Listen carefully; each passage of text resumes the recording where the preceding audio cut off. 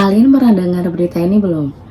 Nah, ini tuh sebenarnya apa sih maksudnya? Jadi kayak sistem pembayaran di Indonesia itu mendukung judi online atau gimana ya? Masa sih? Nah, ini aku coba jelasin dulu sedikit ya tentang model bisnis yang ada di sistem pembayaran di Indonesia. Nah, sebenarnya kalau kita bisa ambil satu peran nih, contohnya kita ambil penyedia jasa pembayaran atau PJP. Nah, PJP ini contohnya banyak ya, bisa e-wallet atau bisa juga payment gateway contohnya. Nah, kalau payment gateway itu apa gitu ya? Ya, simpelnya kalau lo punya toko terus lo pengen nyediain fasilitas untuk bayar dari semua metode pembayaran. Nah, lo tinggal connect aja ke payment gateway, nanti payment gateway akan nyediain semua channel itu dan nanti akan diatur juga penyelesaian dananya di akhir.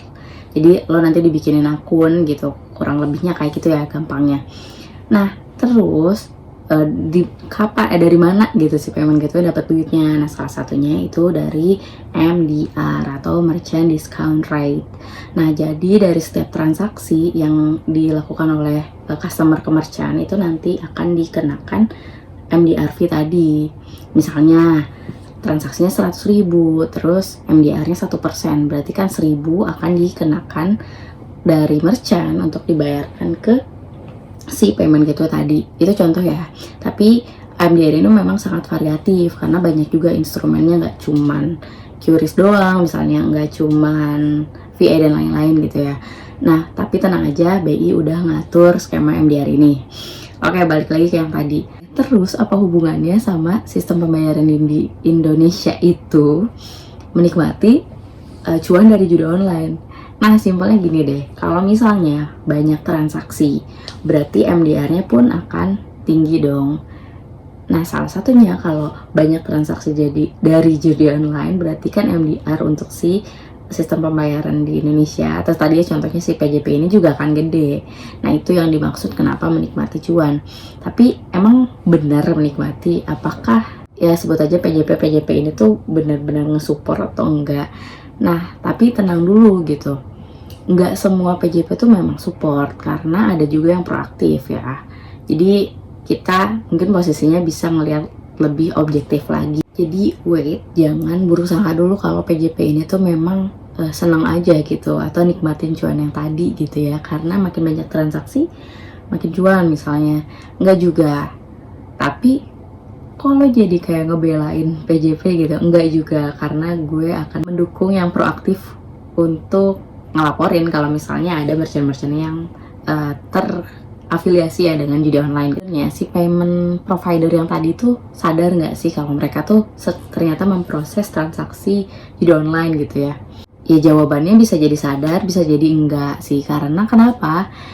Ya yang pastinya si bandar judi ini tuh pasti melakukan penyamaran dong tentang merchantnya gitu ya, merchant atau pendaftaran dia gitu ke payment provider. Ya pasti nyamar, kalau nggak nyamar ya penjara pasti penuh ya, karena semuanya ketahuan gitu. Nah, terus penyamaran ini tuh nggak asal nyamar aja teman-teman. Ini case-nya, contohnya nih, mungkin teman-teman inget nih kasus DS yang ini misalnya, dengan ya dia kan afiliator dari Oxstreet gitu ya. Nah, jadi aku tuh sempet ngikutin investigasinya. Nah, ternyata kalau misalnya ini tuh terbongkar ketika ada yang upload tutorial, ya pokoknya video tutorial pembayaran untuk ke Oxstreet gitu. Nah, di sini tuh ternyata pas lagi di proses paymentnya, terus muncul kan nama merchantnya. Nah, pas muncul nama merchantnya itu adalah salah satu nama penyedia atau yang jualan voucher game gitu. Dan si merchant voucher game ini tuh terdaftar di salah satu payment gateway. Jadi kan ya lumayan susah lah ya melacaknya si PJP ini tuh.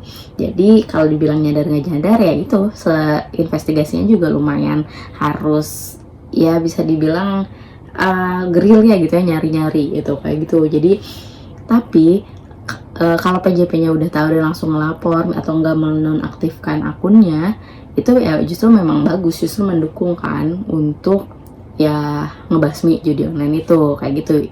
Itu yang perlu kita dukung. Nah, balik lagi ke penyamarannya, kok udah misalnya udah banyak situs judi online yang diblokir tetap aja masih ada transaksinya. Nah, itu penyamarannya. Jadi banyak banget penyamarannya, mulai dari agen pulsa misalnya, toko pulsa gitu, pokoknya jadi digital produk lah, kayak agen PPOB juga, di voucher online atau investasi gitu ya, investasi terus ujung-ujungnya binary option ya, judi online juga kayak gitu. Jadi kan memang susah banget kan ngelacaknya. Mungkin gini sih, kalau misalnya transaksi dari salah satu merchant tinggi, di awal kan kayak PJP senang-senang aja dong, karena MDR-nya juga makin tinggi gitu ya, tanpa merhatiin mungkin merchantnya apa, kayak oh yaudah agen pulsa mungkin pulsa lagi rame gitu ya. Padahal kalau dilihat lagi, kok bisa toko atau agen pulsa yang nggak terkenal, atau voucher game yang misalnya baru aja rilis misalnya, kok bisa lebih tinggi dari brand-brand terkenal yang udah terkenal sebelumnya juga gitu.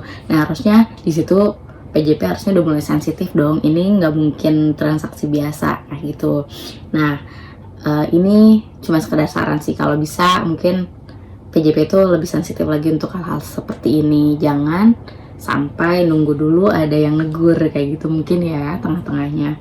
Nah tapi juga ada sih PJP yang mungkin emang benar-benar nggak sadar, terus tiba-tiba ada surat nih, misalnya contohnya dari ada yang ngelapor gitu ke Bareskrim, terus Bareskrimnya ngasih surat nih ke PJP, terus PJP-nya akhirnya ngasih melakukan tindakan suportif lah ya, untuk menanggapi tadi respon terhadap laporan Bareskrim tersebut. Ya jadi kalau di sini sih kita bisa bersifat objektif aja gitu. Kalau dari aku sih moral value-nya tuh gitu ya, sistem pembayaran di Indonesia itu memang nggak bisa langsung matiin merchant-merchant yang terindikasi karena belum punya cukup bukti gitu, karena kan mereka juga menjalin relasi nih sama ke merchantnya.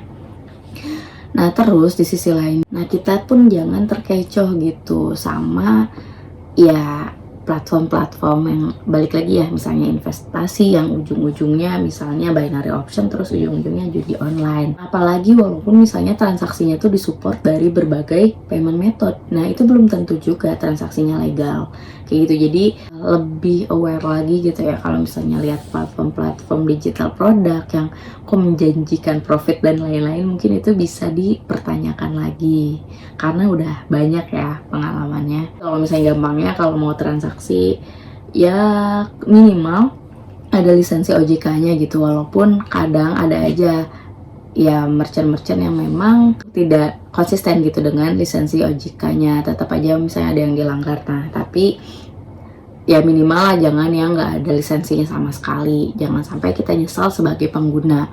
Nah mungkin itu dulu untuk yang bahasan kali ini. Dan untuk kasus-kasus kejahatan keuangan, aku udah bikin beberapa videonya agar kita lebih aware lagi dalam ya mengamankan gitu ya pundi-pundi tabungan kita gitu, karena kan itu memang hal yang berharga juga kan untuk kita.